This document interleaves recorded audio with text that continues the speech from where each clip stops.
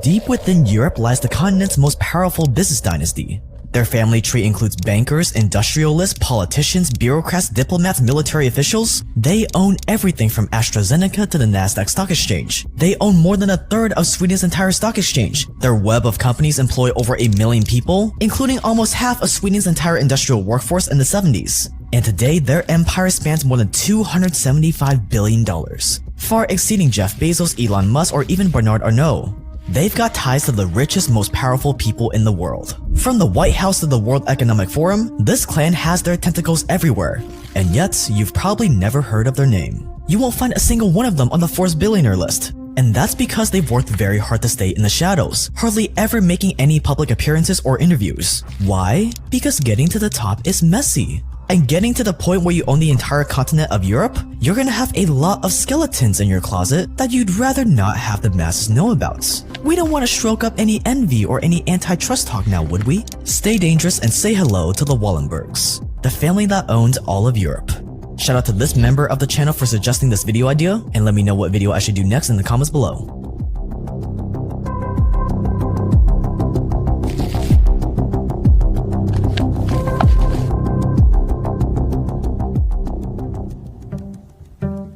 The Panic of 1837 was one of the worst financial crises America had experienced at that time.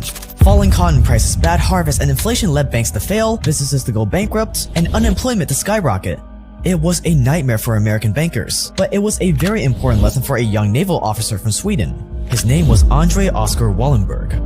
And in 1837, he had a front row seat to witness the chaos in America firsthand. The incompetence of American banks and bankers gave Andre Wallenberg an idea. He had clearly seen how banks should not be run, and he wondered why he couldn't just take what he learned back to his homeland to open up a better bank over there. He also saw a massive opportunity Swedish banks were missing out on. See, Swedish banks at the time were archaic. It was hard to transfer money between locations, you couldn't get a high interest rate for depositing your money, but most importantly, Swedish banks at the time didn't take the money people deposited into their savings accounts to lend out to other companies. Swedish banks were not lending to other companies during a time when Sweden was in the midst of industrialization.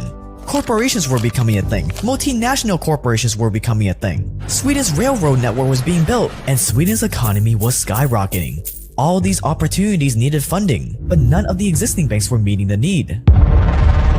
Think about just how big of an opportunity this was. Today, the idea of banks taking your deposits and lending it out like crazy is the norm. It's why they're so rich and powerful. It's what led to the 2008 financial crisis. But back then in Sweden, banks were not participating in this financial alchemy when it was the best time to participate. So they were leaving an insane amount of money on the table. And if Andre Wallenberg could go back to Europe and establish a new modern bank, he could have the potential to become the most powerful banker in all of Sweden. And the great thing was, back in the 1800s, the banking sector was very different from what it is today.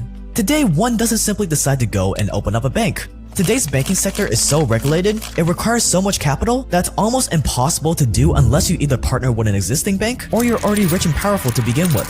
And side note, this huge barrier to entry is by design. The big banks don't want anyone else opening up shop to compete. But luckily for Andre Wallenberg, 200 years ago, banking was the Wild West. Anyone could open up shop and start shackling people in debt. You could open up a bank as easily as you could open up a jewelry store or a doctor's office. So with the help of his colleagues, Andre Wallenberg managed to open up the Stockholm and Skilda Bank, or SEB, in 1856. And the SEB was unlike anything Sweden has seen before. It encouraged the public, average everyday Joes to deposit their hard-earned money into savings accounts. These savings accounts offered actually good interest rates, so the longer you left your money in your savings account, the more interest it could earn you. So the masses flocked to SEB. Again, this sounds very normal today, but back then this wasn't something that was available to the average person in Sweden. But just like today, little did those customers know that the money they put in the bank wasn't being kept safe for you in a big vault in the back. No, Wallenberg would then take your money and then lend it out to other people and businesses during the best possible time to be lending out money in Sweden, during industrialization. And for Wallenberg, it was a gold rush. The SEB became so popular that it quickly took over Sweden's entire banking industry. Sweden had become conquered, but not by a foreign power, but a domestic one, and the weapon of choice was banking. Suddenly, the Swedish people either had their money with Wallenberg, or they were slaving away to pay out the debt they owed to Wallenberg. And the way they slaved away to pay back the debt was by working for a company that owed money to Wallenberg. It was genius. But the Wallenbergs didn't stop there. Sure, their family fortune was growing at an exponential rate, but they're bankers. They know they can't just let all this cash sit there not working for them, but where to invest all this cash? Why not just buy all the companies in Sweden? That way, the entire population of Sweden would have their money deposited with the Wallenbergs, they would also owe money to the Wallenbergs, and to pay off that debt, they would have to get up every day in the morning and go to work for a Wallenberg company. A Wallenberg company that owed money to, you guessed it, the Wallenbergs. It was simply the last logical step in the financial enslavement of Sweden, and it would propel the Wallenberg family into the 1% of not just Sweden, but the entire world.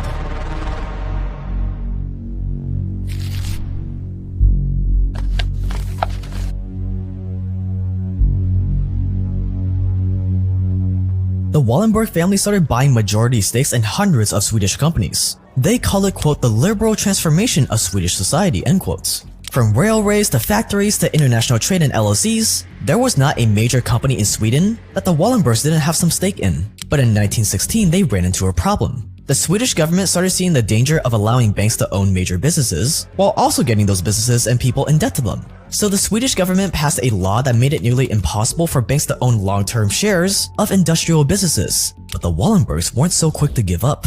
So to get around this new law, the Wallenberg family created Investor AB, a very vague sounding holding company that was given full ownership of all the businesses their bank owned. Investor AB became the Wallenbergs' personal investment arm, and the crisis was averted. The firm did so well that by the 1970s, the Wallenberg family employed more than 40% of Sweden's entire industrial workforce and owned 40% of the country's entire stock exchange. There wasn't a single aspect of the banking cycle the Wallenberg family didn't profit from. But then came World War II. Ein Sowjetzeichen soll er vor sich hertragen und wir werden in unserem Zeichen wieder siegen!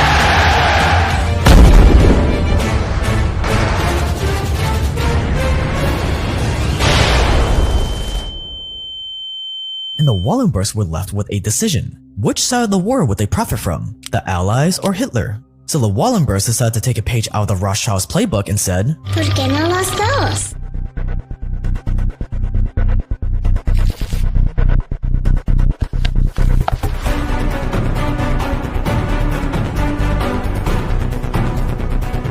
A century earlier, the Rothschild had gone down the history books for lending money to both sides of wars. That way, no matter which side won, both sides became indebted to you, and you always come out on top. That's why as a banker, you always want to play both sides. Watch our full documentary on the Rothschild dynasty by clicking the card in the top right corner right now to learn more. And this was a lesson the Wallenbergs took to heart when World War II came around. On one side, they had Germany, who was facing strict sanctions, and the possibility of losing billions of dollars as the Allies shut down their businesses. On the other hand, they had America and Britain, who desperately needed banking services in Europe to continue fighting. So here's what they did. While one Wallenberg brother dealt with the Allies in London and New York, offering their bank services to their war efforts, the other brother stationed himself in Berlin. There, the Wallenbergs offered to buy important German military supply companies, like Bosch, to prevent them from being seized or shut down by the Allies. Technically, it was legal to buy these companies if you intended to keep them and use them according to the law, but what the Wallenbergs were doing was very different.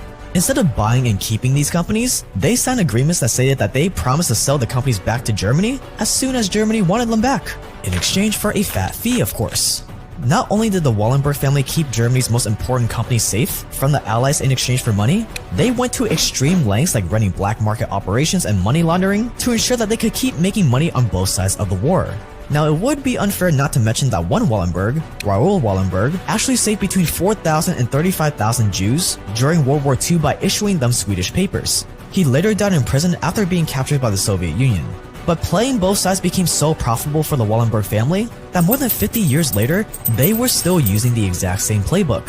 The Wallenbergs owned Ericsson, a multinational telecom company. And when a certain violent organization in the Middle East that rhymes with crisis threatened to shut down one of Ericsson's transport routes in Iraq, Ericsson simply paid the violent organization tens of millions of dollars in bribes to guarantee their safety. After Russia invaded Ukraine in 2014 and got slapped with every sanction known to man, companies Atlas Copco and SKF, both companies the Wallenbergs hold stakes in, continued to sell crucial equipment to Russian nuclear weapons programs. But now the family was faced with another existential crisis: solving the problem of passing down generational wealth. See, although having rich parents may sound tempting, most kids that come from rich families are dead inside. They have no purpose, no drive. That's why 9 out of 10 of the world's richest families lose their wealth by the 3rd generation. There's a famous quote that sums this up. My grandfather walked 10 miles to work every day. My father walked 5. I'm driving a Cadillac. My son is in a Mercedes. My grandson will be in a Ferrari. But my great-grandson will be walking again.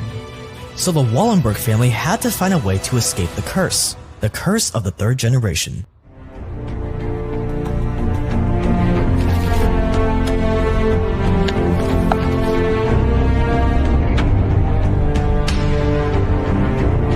Instead of passing down the entire Wallenberg family fortune to 1 or 2 sons, most of their money is kept in family-run foundations, while dozens of family heirs are each put in charge of different foundations and businesses that make up their vast empire. That way, no one single heir has the power to single-handedly destroy the entire family fortune.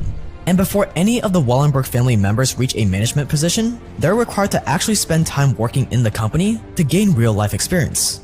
This careful, methodical approach to passing on wealth in companies that the Wallenbergs took is basically the exact opposite of what the Vanderbilts did. The Vanderbilt dynasty came to power at around the same time as the Wallenbergs, and the Vanderbilts actually became the richest family in the entire world, beating out the Wallenbergs by a long shot. But Cornelius Vanderbilt, the family's patriarch, didn't trust his family with his business or money. He had 13 kids, but instead of mentoring all of them to divide up his wealth, he left his entire fortune to just one of his sons. The rest of his kids got practically nothing. And at first it worked. His son ended up doubling the family fortune, but from that point on it was all downhill. His son also didn't take a very methodical approach to passing down the money, so the rest of the family only knew how to spend money. Mansions, lavish parties, yachts, you name it, they bought it. So within just 50 years of the patriarch's death, the entire $200 billion fortune had completely vanished. When 120 members of the Vanderbilt family met for a family reunion in 1973, not a single one of them was a millionaire. And we break down how the Vanderbilts lost their Believe me, for hearing young charms, which I gaze on so fondly. Pick it up a little bit. Were to change by tomorrow and flee in my arms, and like fairy wings fading away. Thou wouldst still be adored as this moment thou art. Let thy loveliness fade as it will, and around the dear ruin each wish of my heart would entwine itself fervently still.